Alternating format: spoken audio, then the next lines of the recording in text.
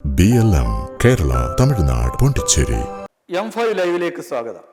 ധനമന്ത്രിയുടെ ചുമതലയുള്ള VD സതീശന്റെ ആദ്യ ബജറ്റിൽ ധനപ്രതിസന്ധി മറികടക്കാനും പുതിയ സർക്കാരിന്റെ പ്രതിച്ഛായ നിലനിർത്താനും ഒരേപോലെയുള്ള കഠിനാധ്വാനം വേണ്ടിവരും എന്ന കാര്യത്തിൽ സംശയമില്ല.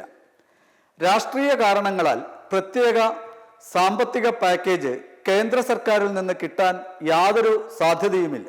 ഇത് മറികടക്കാൻ പ്രത്യേക പദ്ധതികൾ കേന്ദ്ര സർക്കാരിന് സമർപ്പിക്കുകയും സമയബന്ധിതമായി നടപ്പിലാക്കുകയും കേന്ദ്ര സർക്കാരുമായി സഹകരണത്തിൻ്റെ പാത തുറക്കുകയും ചെയ്താൽ മാത്രമേ ഇന്നത്തെ പ്രതിസന്ധി മറികടക്കാൻ വഴിയുള്ളൂ. സ്വകാര്യ വിദേശ നിക്ഷേപം ആകർഷിക്കാനും കൊണ്ടുവരാനുമുള്ള നയസമീപനം പുതിയ ബജറ്റിൽ ഉണ്ടാകുമെന്നാണ് സാമ്പത്തിക വിദഗ്ധർ പ്രതീക്ഷിക്കുന്നത്. ആഗോള നിക്ഷേപ സംഗമവും ലോക കേരള സഭയും പരിഷ്കരിച്ച് ഉദ്ദേശ ലക്ഷ്യങ്ങൾക്കായി നിക്ഷേപ സൗഹൃദം ആക്കി മാറ്റണം എന്നാണ് ധനവിദഗ്ധർ അഭിപ്രായപ്പെടുന്നത്. കേരളത്തിലെ ജനങ്ങളെ ഏറ്റവും കൂടുതൽ ബാധിക്കുന്ന പ്രശ്നമായി ആരോഗ്യരംഗം മാറിയിരിക്കുന്നു. ആരോഗ്യ മേഖല പ്രതിസന്ധിയിലാണ്. തദ്ദേശ സ്ഥാപനങ്ങളെ ഏൽപ്പിച്ച ആതുരാലയങ്ങളുടെ മാനേജ്മെന്റ് അവരെ കൊണ്ട് കൃത്യമായി നടത്താൻ അനുവദിക്കണം. പ്രതിരോധത്തിനും ചികിത്സയ്ക്കും പ്രത്യേകം ഊന്നൽ നൽകണം. ഓരോ തട്ടിലുമുള്ള ആരോഗ്യ ചികിത്സാ ഉപകരണങ്ങളുടെ ലഭ്യതയും റിപ്പയറും മരുന്നിൻ്റെ ലഭ്യതയും ഉറപ്പാക്കണം. ഓരോ തട്ടിലെയും സൗകര്യങ്ങൾ, ഡോക്ടർമാർ എന്നിവയ്ക്ക് ഏകീകൃത സംവിധാനം സംസ്ഥാന തലത്തിൽ കൊണ്ടുവരണം. ചികിത്സാ പ്രോട്ടോകോൾ നിർബന്ധമാക്കണം. മെഡിക്കൽ കോളേജുകളെ പഠന ഗവേഷണ സ്ഥാപനങ്ങളാക്കി ഉയർത്തണം. മരുന്ന്, ഉപകരണങ്ങൾ എന്നിവയുടെ ലഭ്യതയും വിതരണവും സ്റ്റോക്കും ഒരു ഏകീകൃത പോർട്ടൽ സംവിധാനത്തിലൂടെ നിയന്ത്രിക്കണം എന്നാണ് ധനവിദഗ്ധരായ ശ്രീ N നിയതിയെ പോലെയുള്ള ആൾക്കാർ അഭിപ്രായപ്പെടുന്നത്. ഇതിന് ബജറ്റിൽ എന്ത് നടപടികൾ ഉണ്ടാകുമെന്നാണ് പ്രധാനമായും കാണേണ്ടത്. കഴിഞ്ഞ സർക്കാരിൻ്റെ കാലത്ത് തന്നെ വിവാദമായ ലൈഫ് മിഷൻ പദ്ധതി സംസ്ഥാന സർക്കാരിൻ്റെ നേതൃത്വത്തിൽ നിന്ന് തദ്ദേശ സ്വയംഭരണ സ്ഥാപനങ്ങളിലേക്ക് മാറ്റുകയാണ് വേണ്ടത്. ഉമ്മൻചാണ്ടിയുടെ കാലത്ത് തദ്ദേശ സ്ഥാപനങ്ങളെ ഏൽപ്പിച്ചിരുന്ന ഇത് തിരിച്ചേൽപ്പിക്കാൻ കഴിയുമോ എന്നതാണ് പ്രധാനം. ഇക്കാര്യത്തിൽ രാഷ്ട്രീയ തീരുമാനം എടുക്കേണ്ടത് മുഖ്യമന്ത്രിയാണ്. തദ്ദേശ സ്ഥാപനങ്ങൾ സമയബന്ധിതമായി പദ്ധതി പൂർത്തിയാക്കുന്നുവെന്നും അഴിമതിയും സ്വജനപക്ഷപാതം ഉണ്ടാകുന്നില്ലെന്നും ഉറപ്പാക്കാനുള്ള സംവിധാനം ത്രിതല പഞ്ചായത്ത് തലത്തിൽ ഉണ്ടാകണം. 2018-19 പ്രളയത്തെ തുടർന്ന് കേരളത്തിന്റെ പുനർനിർമ്മാണത്തിനായി ലോകബാങ്കിന്റെ സഹായത്തോടെ 36,500 കോടി രൂപയുടെ പദ്ധതി ആരംഭിച്ചിരുന്നു. ഈ പദ്ധതിയുടെ വിലയിരുത്തൽ ഇനിയും നടന്നിട്ടില്ല. തിരുവനന്തപുരം വാൻഡ്രോസ് ജംഗ്ഷനിൽ ഒരു ഓഫീസ് തുറന്നിട്ടുള്ളത് മാത്രമാണ് ഇതിൻ്റെ തുടർ നടപടി ഉണ്ടായിട്ടുള്ളത്. ഇതിനുള്ള നിർദ്ദേശമോ നടപടികളോ ബജറ്റിൽ ഉണ്ടാകുമെന്നാണ് പ്രതീക്ഷിക്കുന്നത്. ബജറ്റിന് പുറത്താണ് കിഫ്ബിയുടെ വായ്പ എടുത്തിട്ടുള്ളത്. 21,000 കോടി രൂപ ഇപ്പോൾ തന്നെ വായ്പയായിട്ടുണ്ട്. 96,486.57 കോടി രൂപയാണ് മൊത്തം പദ്ധതിയുടെ അടങ്കൽ. ഇപ്പോഴത്തെ വായ്പാ തുകയും തുടരുന്ന പലിശകളുടെയും ആകത്തുകയായി 41,600 രൂപ കിഫ്ബി കൊടുത്തു തീർക്കാനുണ്ട്. ഈ ധനവർഷം 10,000 കോടി രൂപയാണ് വായ്പയായി എടുക്കാൻ അനുമതി നൽകിയിട്ടുള്ളത്. കിഫ്ബിയുടെ കാര്യത്തിലും ഒരു രാഷ്ട്രീയ തീരുമാനം എടുക്കേണ്ടി വരും. കിഫ്ബി ഇതേപടി തുടരണോ അതോ ബജറ്റിന്റെ ഉള്ളിലേക്ക് കൊണ്ടുവരണമോ, ധനവകുപ്പിന്റെ കീഴിലാക്കണോ തുടങ്ങിയ കാര്യങ്ങളിലെല്ലാം മുഖ്യമന്ത്രിയും മന്ത്രിസഭയും തീരുമാനം എടുക്കേണ്ടി വരും.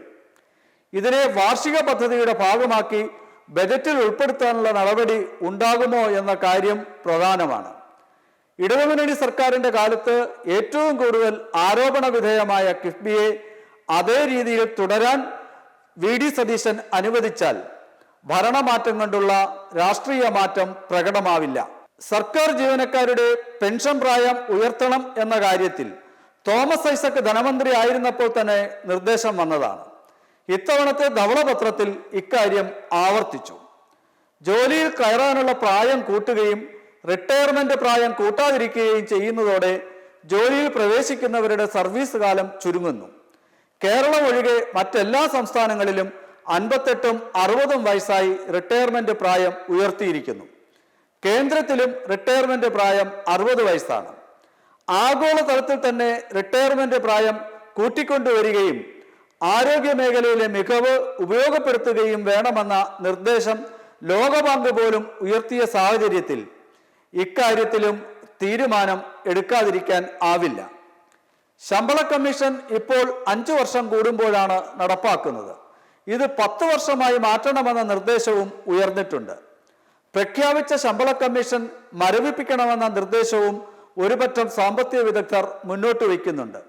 ഇക്കാര്യത്തിലും ഇത്തവണത്തെ ബജറ്റിൽ തീരുമാനം ഉണ്ടാകണം. സംസ്ഥാന വൈദ്യുതി ബോർഡ്, ജല അതോറിറ്റി, KSRTC എന്നിവയുടെ പ്രവർത്തനം സമ്പൂർണമായും പരിഷ്കരിക്കുകയും ലാഭകരമാക്കി മാറ്റുകയും ചെയ്യണം. ഇതിനുവേണ്ടിയുള്ള കർമ്മ പദ്ധതി ബജറ്റിൽ ഉണ്ടായില്ലെങ്കിൽ സംസ്ഥാനത്തെ വിഴുങ്ങുന്ന വെള്ളാനയായി ഇവ വീണ്ടും തുടരും. അധിക വിഭവ സമാഹരണം എങ്ങനെ നടപ്പിലാക്കും എന്നതാണ് ബജറ്റിലെ ഏറ്റവും വലിയ വെല്ലുവിളി. ചെലവ് കുറയ്ക്കുകയും നികുതി വരുമാനം കൂട്ടുകയും ചെയ്യേണ്ടി വരും. വിദേശ മദ്യത്തിന്റെ നികുതി കൂട്ടാനുള്ള സാധ്യത സാമ്പത്തിക വിദഗ്ധർ ചൂണ്ടിക്കാട്ടുന്നുണ്ട്. മോട്ടോർ വാഹന നികുതി, സ്റ്റാമ്പ്, രജിസ്ട്രേഷൻ, ഭൂനികുതി എന്നിവയിൽ വർധനമുണ്ടായേക്കുമെന്നാണ് സൂചന. DA കുടിശ്ശിക, മരുന്ന്, ചികിത്സാ ഉപകരണങ്ങൾ എന്നിവ വാങ്ങിയതിന്റെ കുടിശ്ശിക എന്നിവയടക്കം 48,733 കോടി രൂപ അടിയന്തരമായി കൊടുത്തു തീർക്കാൻ ഉണ്ട്. ഈ പണം കൊടുക്കാൻ വേണ്ടിയുള്ള ഉത്തരവ് മുൻ മുഖ്യമന്ത്രി പിണറായി വിജയൻ പുറപ്പെടുവിച്ചതാണ്.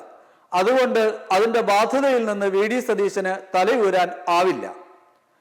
ഇപ്പോൾ വൈദ്യുതി പ്രതിസന്ധി കേരളം അഭിമുഖീകരിക്കുകയാണ്. 80% വൈദ്യുതിയും പുറത്തുനിന്ന് വിലയ്ക്ക് വാങ്ങുകയാണ്. സൗരോർജ പദ്ധതിയിലൂടെ വൈദ്യുതി ഉൽപാദനം കൂട്ടാനുള്ള നീക്കം വേണ്ടിവരും.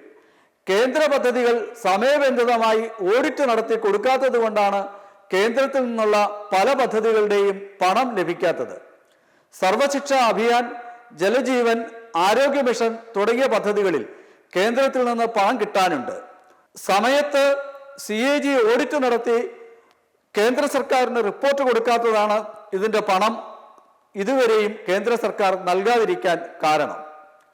കൂടാതെ 70 വയസ്സിന് മുകളിലുള്ള എല്ലാവർക്കും ഇൻഷുറൻസിൽ ചേർന്നവർക്കുമായി നടപ്പിലാക്കിയ ആയുഷ്മാൻ ഭാരത് പിണറായി വിജയന്റെ നേതൃത്വത്തിലുള്ള ഇടതു സർക്കാർ നടപ്പിലാക്കിയില്ല. അതേസമയം കോൺഗ്രസ് സർക്കാരുകൾ പല സംസ്ഥാനങ്ങളിലും ഇത് നടപ്പിലാക്കി കഴിഞ്ഞു. ഈ പദ്ധതി നടപ്പിലാക്കാനുള്ള രാഷ്ട്രീയ ഇച്ഛാശക്തി പുതിയ ബജറ്റിൽ കാട്ടുമോ എന്നതാണ് മറ്റൊരു വിഷയം. കാർഷിക മേഖലയിൽ കേര എന്ന പേരിൽ ലോകബാങ്കിന്റെ സഹായത്തോടെ നടപ്പിലാക്കിയ 2634 കോടി രൂപയുടെ പദ്ധതിയുടെ തുടർച്ചയും തീരുമാനിക്കേണ്ടി വരും. ഇതിന്റെ തുക വകമാറ്റിയെന്ന ആരോപണം കൃഷിവകുപ്പ് സെക്രട്ടറി ആയിരിക്കെ B. അശോക് ഉയർത്തിയതിനെ തുടർന്നാണ് അദ്ദേഹത്തെ കൃഷിവകുപ്പിൽ നിന്ന് സ്ഥലം മാറ്റിയത്. തൊഴിലില്ലായ്മയും ഗൾഫിൽ നിന്നുള്ള ആൾക്കാരുടെ മടങ്ങിവരവും മറ്റു 2 പ്രതിസന്ധികളാണ്. കാർഷിക മേഖലയിലെ മുരടിപ്പും വ്യവസായ മേഖലയിലെ സ്തംഭനവും മറ്റു പ്രശ്നമാണ്. ഈ പ്രതിസന്ധികളെ കൂടി തരണം ചെയ്യാൻ ബജറ്റിൽ എന്ത് നിർദ്ദേശമുണ്ടാകും എന്നത് കാണേണ്ടിയിരിക്കുന്നു. നികുതി വരുമാനം കൂട്ടാതെ മുന്നോട്ട് പോകാൻ ആവില്ല എന്ന കാര്യം ഉറപ്പാണ്. ഇതിനനുസൃതമായ ശുപാർശകൾ തന്നെയാകും ബജറ്റിൽ ഉണ്ടാവുക എന്നാണ് സാമ്പത്തിക വിദഗ്ധർ ചൂണ്ടിക്കാണിക്കുന്നത്. നന്ദി, നമസ്കാരം. BLM കേരള, തമിഴ്നാട്, പോണ്ടിച്ചേരി.